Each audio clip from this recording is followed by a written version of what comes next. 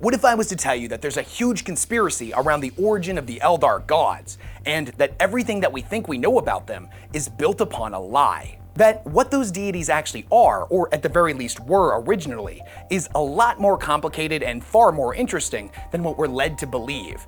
And it flips everything that we think we know about how godhood works in 40K completely upside down. That is all, of course, at least according to one particularly interesting theory that's been floating around Warhammer 40K circles for quite some time.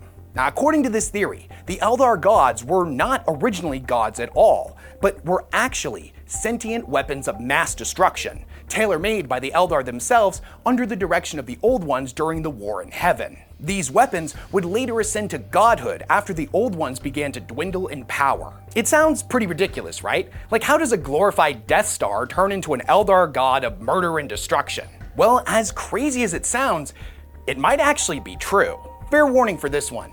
Due to the cryptic nature of the primary source this theory originates from, the fact that its author was a confirmed heretic, and the fact that pretty much everything that comes out of the War in Heaven is purposefully mysterious as all hell, we're gonna get a little bit speculative and a little bit heretical with this one. So bear that in mind, strap on your tinfoil hat, and take everything I say on this particular topic with a healthy grain of salt. And if I get anything wrong or leave anything out that you think is important, make sure to let me know all about it in the comment section below. As I'll admit, Eldar mythology is one of those topics I've only recently started diving into myself. But could it actually be true?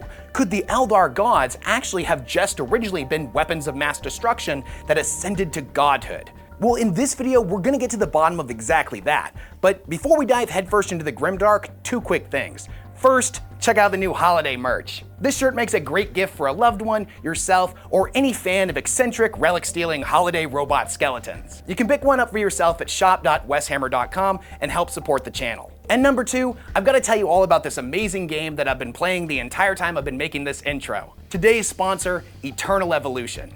If you somehow haven't heard of it, Eternal Evolution is an action-packed, free-to-play friendly mobile idle RPG available on Android, iOS, and PC emulator that is both easy to pick up and play anytime, anywhere, and characterized by its unique, high-quality designs with a beautiful sci-fi-inspired art style. Now, the big news this week is that Eternal Evolution is doing a huge collaboration event with Evangelion that features time-limited game modes, massive rewards, and 5 brand new collaboration heroes. EVA 1 and Shenji, EVA 0 and Rei, EVA 2 and Asuka, EVA 6 and Kawaru, and EVA 8 Beta and Mari. You can unlock these legendary heroes for free, as well as tons of rare items and recruitment tickets by participating in the collaboration recruitment and time-limited events. And by completing the brand new story challenge, You'll receive the Triple S hero, EVA 1 and Shenji guaranteed. there's going to be new and exciting challenges each and every week, including a brand new collaboration boss, the 4th Angel Otis version and the 9th Angel Otis version. It's a perfect time to start playing Eternal Evolution, as players who start on the newest server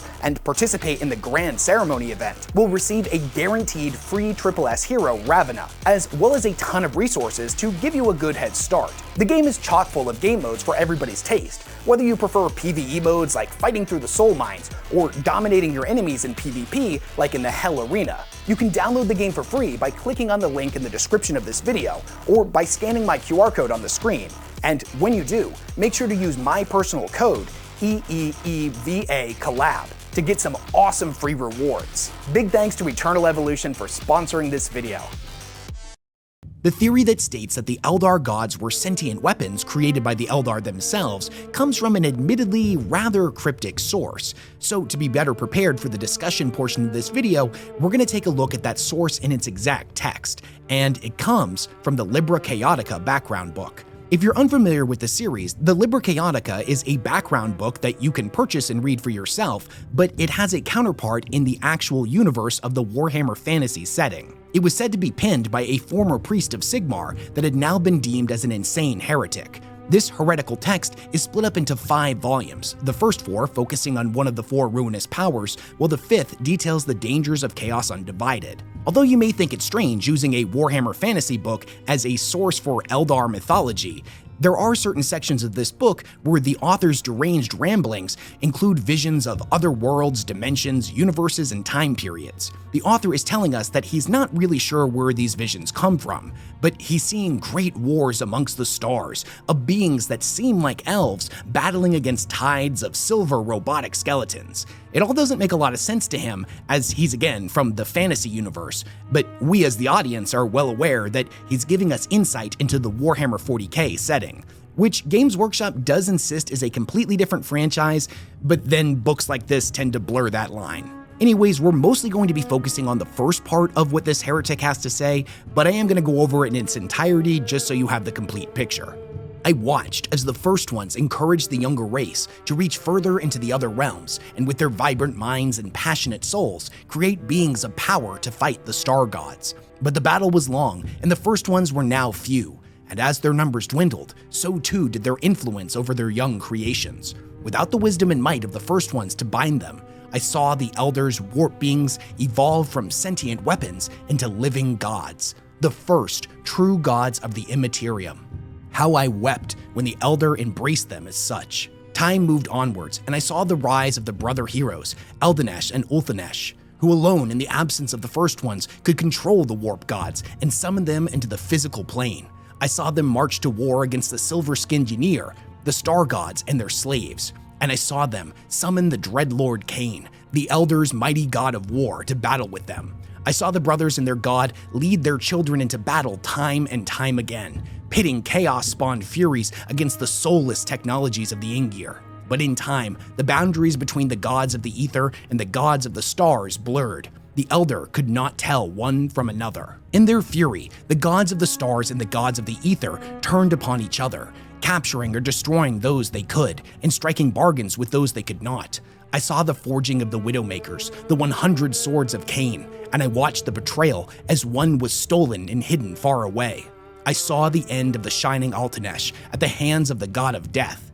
I was witness to the final battle in which Cain was almost split asunder by the destruction of that same death god, and I saw how the endless warfare fanned the embers of Cain's fury, filling him with power and driving him into madness.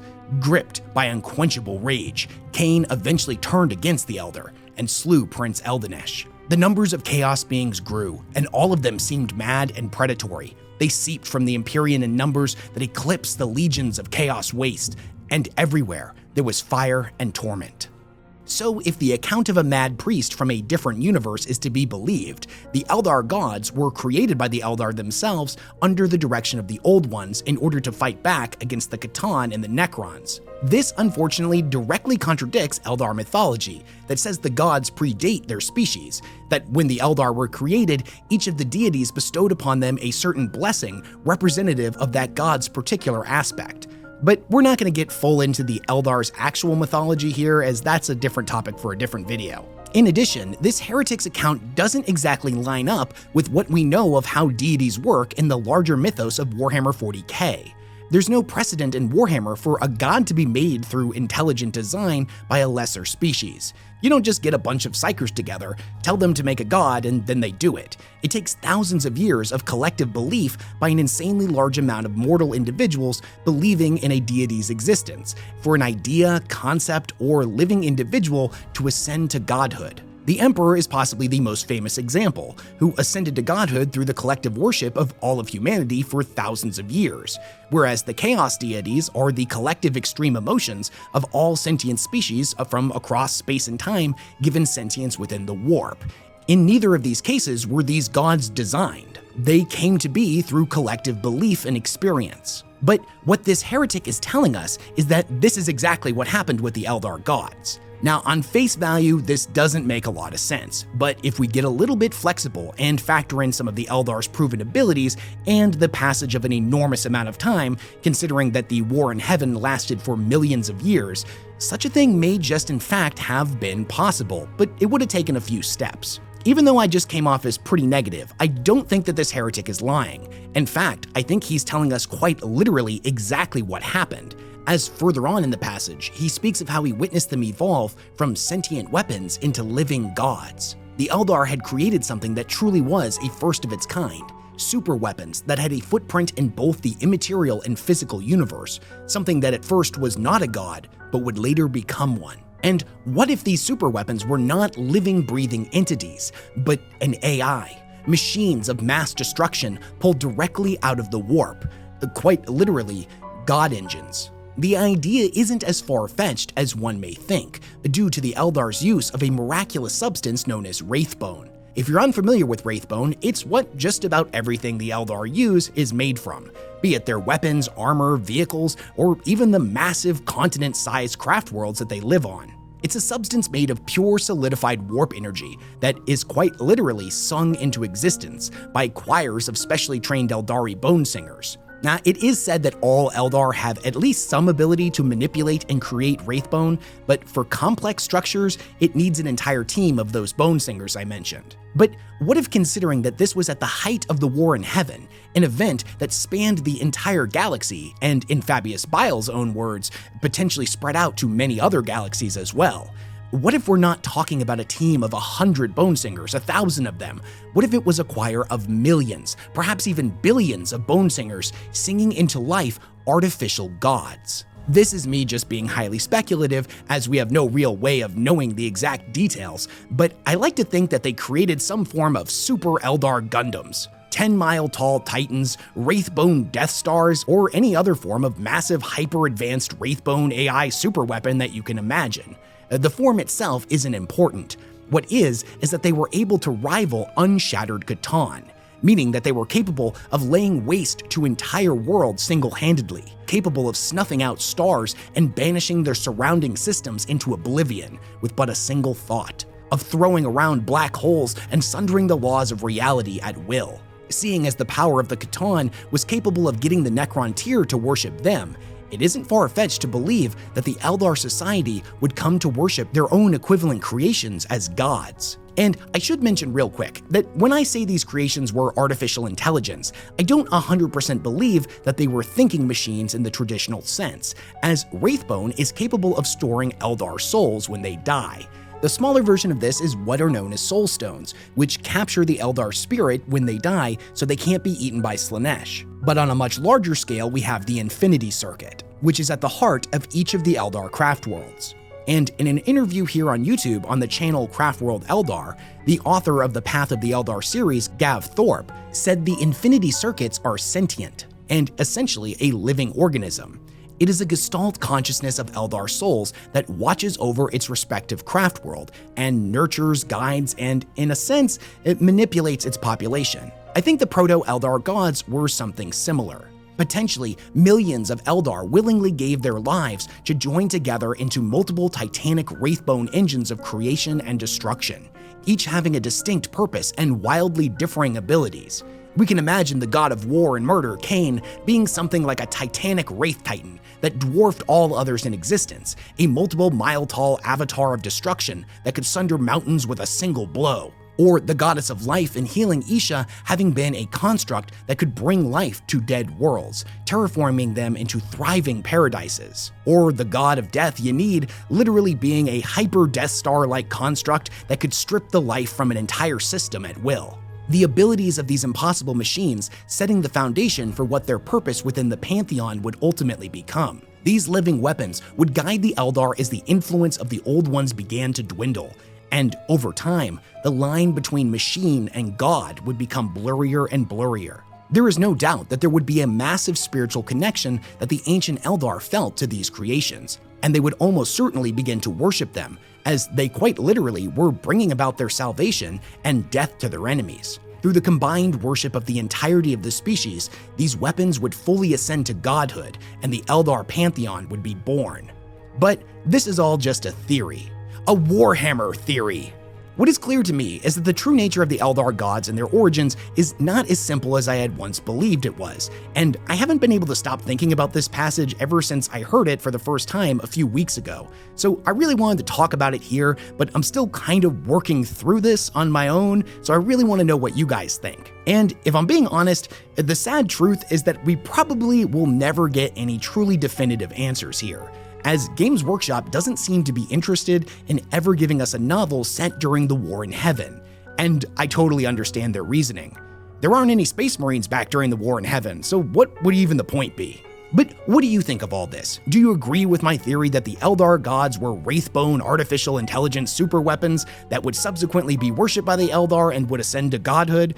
Or do you rightfully think that that's an absolutely ridiculous theory? What are your thoughts on the passage I shared earlier? Do you think there's something important that I'm missing here? Let me know all of your thoughts and theories down in the comment section below. I'll admit that the Eldar are a faction that I'm not as well versed in as others, especially when it comes to their mythology. So if you know a lot about them, I'd love to hear your take on this. Anyways, that's all I had to say on this particular topic, a bit of a shorter video.